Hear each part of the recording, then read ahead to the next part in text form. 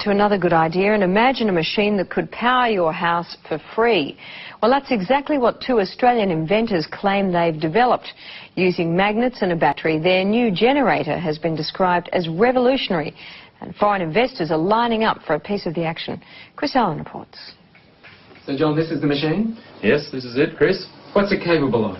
Well, it'll power a house. The machine will provide sufficient electricity to run a house and have power to burn. It sounds too good to be true, but inventor John Christie is convinced his machine will change the world.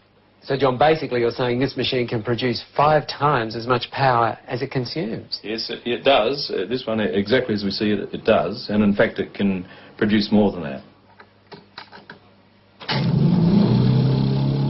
Once kick-started from a battery, John and his partner Lou Britz say this prototype will run for years without stopping, generating 24 kilowatts of power a day. You don't get more revolutionary, I think. I mean, we're talking about something that has the capacity to change the way that the world produces its electric power. It has a capacity to change the way that cars are propelled. You can replace the combustion engine, in fact. John, these are big claims. Are you sure you can live up to them? We don't really need to live up to them, Chris. The technology speaks for itself. I mean, a householder could buy one of these machines and install it in his garage and power his house forever without buying another kilowatt from a retailer. I mean, that's how serious it is. Steve Brassington is an independent electrical engineer. He's seen the machine and backs up everything John says. It's revolutionary. That's the only way to describe it. I think the technology, it's not bending physics, it's just using principles that I guess are commonly in use in power generation today in a different way. These guys have thought outside of the square. Basically, it's magnetic attraction and magnetic repulsion that provide the movement or the moment of the motor. Can you understand why some scientists are sceptical about it?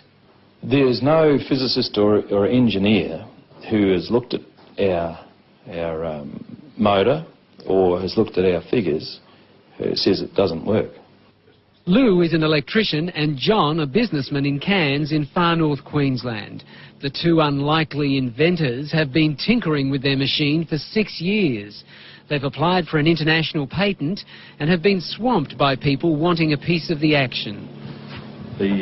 These are the coils. We mentioned the coils don't get hot. Local businessman Alex Roma is one of the many offering money to help develop the generator. It proves up to be what they say it is. Certainly would be something I'd invest in. John has also spoken to millionaire inventor George Lewin, the man who came up with the Triton workbench and who's now setting up a fund to stop Australian inventions going overseas. There's an opportunity here, I think, to share an invention with the world that is beyond anything that we've ever contemplated before. Scientists here at the local university say while they're interested in John's machine, they're also cautious. They say if the machine can generate as much power as John says it can, then they will have to rewrite some of the laws of physics. And they've urged people to be cautious about investing in it until the generator has been independently tested. Anybody who says it doesn't work hasn't seen it or hasn't looked at our figures. They haven't reviewed it. If they look at it, they'll all agree with us that it does work.